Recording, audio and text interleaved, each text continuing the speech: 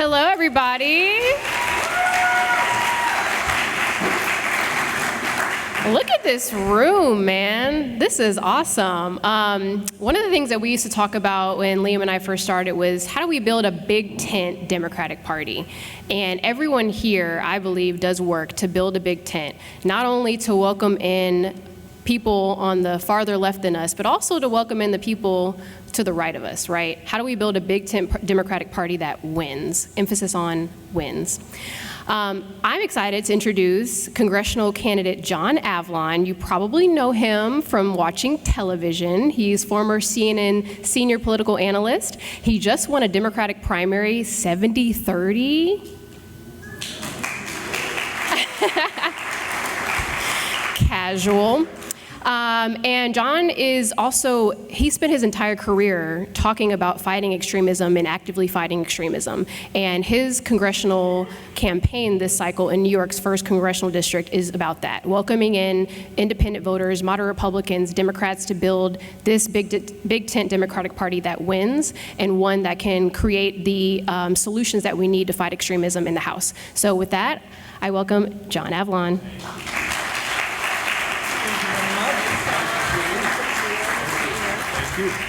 Welcome to WelcomeFest, everybody. How you doing? I am John Avlon, and I am running for Congress in New York's 1st District. And I have been an evangelist for the Vital Center for a long time. And so it's great to see another meeting of our tribe. It's a unique tribe, right? It's a tribe that's trying to transcend tribalism. But that's what America is at the end of the day, right? And that's why I think there's such strength in the center. Now, whether you call it the Vital Center, common sense Democrats, liberal patriots, I think we're all united around this idea that not only do we need to win now to defend our democracy, but what we build on the other side matters too, because we're not running just for ourselves alone. We're running to defend the American experiment. And that's a larger animating force. You know, I've always believed, I've worked for Republicans and Democrats, but to me, the party wasn't the point of our politics. The Constitution doesn't mention political parties. When I was a journalist, I like to point out it does mention journalists. But the point is actually to work together to solve problems. And to me, the center-left always made sense, probably because I came of age as a Clinton kid, but it's somewhere between the head and the heart. I think there's real strength there. I think especially right now, the fault lines of the election are in sharp relief. The Democratic Party is the only political party in America right now that believes in bipartisanship and building a big tent. And that's what America does depend upon. So we're all here because we're in it to win, but not for ourselves alone. We're in it to actually make sure that our country remains united. And when I got in this race, I said that I was motivated by a desire to build a broad patriotic coalition to defend democracy. And being in a swing district, I think, is liberating because it forces you to practice the politics that I think we need to see as a nation. It requires the politics of addition, not division. Playing to the base isn't sufficient, and that is healthy. We need more swing districts in our country. We'd have a lot saner politics. Right now, it's down to 20%, and that explains a lot of why parties are so easily hijacked by their extremes, particularly by our friends on the right. I'll tell you just a little bit about myself. I did leave CNN in February to run for this office. I didn't want to talk about this election. I didn't want to observe this election. I felt it was important to do everything any of us can to really defend democracy. And the reason is that I think disproportionately I'm the grandson of immigrants. And when you are that close to the immigrant experience, I think you are raised not to take the blessings of American democracy for granted. By the way, fun personal fact, when I heard the meeting was in this hotel, my grandparents, who I love dearly, who are from Youngstown, Ohio. Grandfather came through Ellis Island, fought in World War II. They went on their honeymoon in this hotel. They drove from Youngstown, Ohio to Washington, D.C. for a big 3-night stay. So I guess it's a kind of homecoming here at the Hamilton Hotel for me. But I have devoted most of my career as a journalist to combating hyperpartisanship and polarization. Most of my columns have been about that.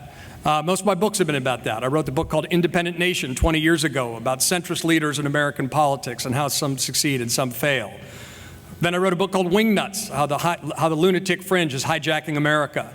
That was really about the reaction to the election of Barack Obama, but it was also about the feedback loop between the extremes. And it was really about playing offense from the center. And the last two books I've written while I've been editor-in-chief of the Daily Beast or an anchor at CNN have been about George Washington's farewell address and a book called Lincoln and the Fight for Peace. And notably, George Washington warned about the forces that could destroy our democratic republic, and chief among them were what we would call hyperpartisanship. He warned that they called faction. He warned that force could lead to occasionally riots and insurrection. And when I wrote that line and wrote that chapter, it hits a little harder now, doesn't it? I think we're dealing with the dangers of this playing to the extremes. But Washington and the founders did also understand that there needed to be strength in the center. The political moderation was a virtue, not a vice. It was a stabilizing factor in a diverse liberal democracy. And that's what we need to reassert right now. We need to reassert it by taking lessons from some of the leaders who've helped be uniters in divided times, like Abraham Lincoln, who even in the middle of a civil war remained the ability to have empathy with his enemies, who believed we could disagree without demonizing, who believed you should practice the politics of the golden rule. It's hard, but it's absolutely necessary. And I think that is the obligation in this election. It's not just to win, although we need to deserve victory, and winning is essential in this cycle. It's also to build something positive on the other side of Trumpism, because we need to recognize that faith has been broken, that people are frustrated. And I see that every day. We need to restore a sense of hope and excitement and strength to the center, to make people believe that their government can work for them again. And to me, if I had to distill it all, to one phrase, it would be rebuild the middle. As I mentioned, as a journalist, I was almost unilaterally focused on the problems of hyperpartisanship and polarization through political reforms. Like many of you, I'm that kind of a nerd. And adjusting the incentive structure in our politics matters. We need redistricting reform. We could use more open primaries, ranked choice voting. All these things can help. And don't sleep on the structural stuff. But one of the things it's grown more apparent to me in recent years and really hammered home in the course of this campaign is that we need to rebuild the middle class as well. That it's not a coincidence that we hollowed out the middle of our politics at the same time that we hollowed out the middle of our economy. And it's been growing for decades. My grandparents' hometown, Youngstown, Ohio, it's really apparent. It's really acute. That hollowing out of the middle class led to populist resentments, and then Republicans have been the arsonists who pretend to be the firefighters. But we got to offer something concrete. We got to put some wins on the board. We got to make sure people understand that we're delivering and really viewing every economic problem from my perspective through the prism of how we rebuild the middle class. I think that's essential for those of us to gain credibility in the center of the political spectrum. It can't simply be technocratic. We got to meet people where they are.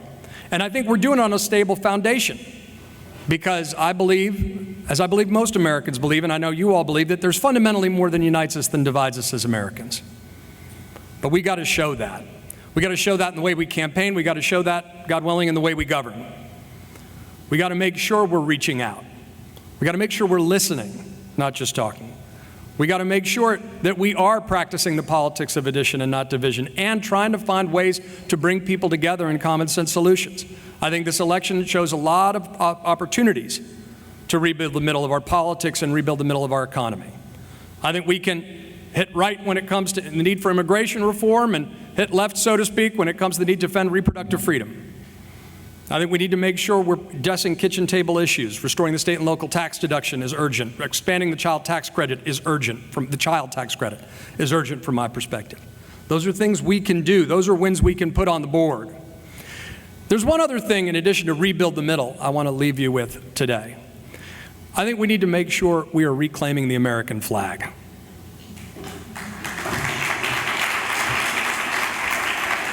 Because it belongs to all of us, as we know, but it has been turned into a partisan symbol. And I was in Brookhaven the other day at a backyard barbecue, and the local Democratic activists were talking about how they wanted everyone to go out and buy an American flag and fly it. We got to take it back, because it does belong to all of us. This is a patriotic effort. This is why I love the efforts of people who are running as liberal patriots, right?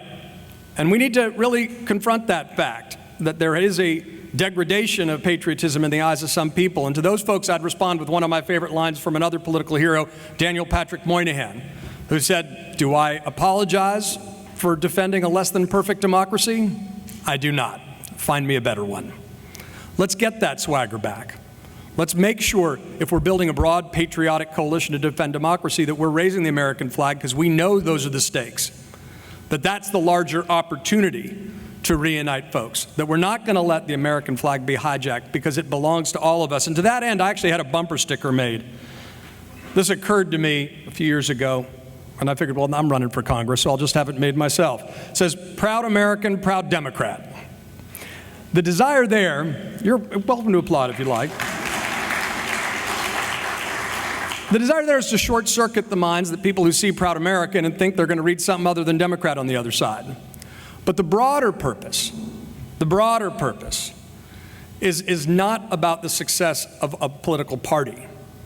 It's about making sure we reassert what unites us, not what divides us. It makes sure that we're taking on extremes and policing our own extremes when necessary.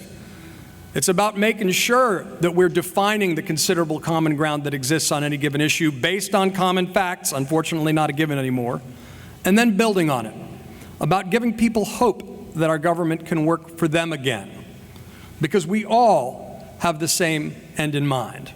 We love our country. This is a great country. Perfect's never on the menu, right? We're always imperfect people struggling to form a more perfect union. But I'll be damned if we're going to let it go down on our watch. When I turned to my wife deciding whether to get into this race, we've got young kids. And we don't, there was a conversation, shall we say. And ultimately, what we decided is we didn't want to look at our kids and tell them we could have done more when it mattered most. And I think that's the position all of us are in for the next 98 days. In our respective capacities, what are we doing to defend our democracy when it mattered most? Because those are the stakes. So focus your mind, reach out beyond the base, show up where people aren't been showing up, build that broad patriotic coalition. And I promise you, just as past generations have overcome divisive forces before, that if we do the work now, if we elevate our debates, we will look back on this time with pride. Thank you very much. Have a great day.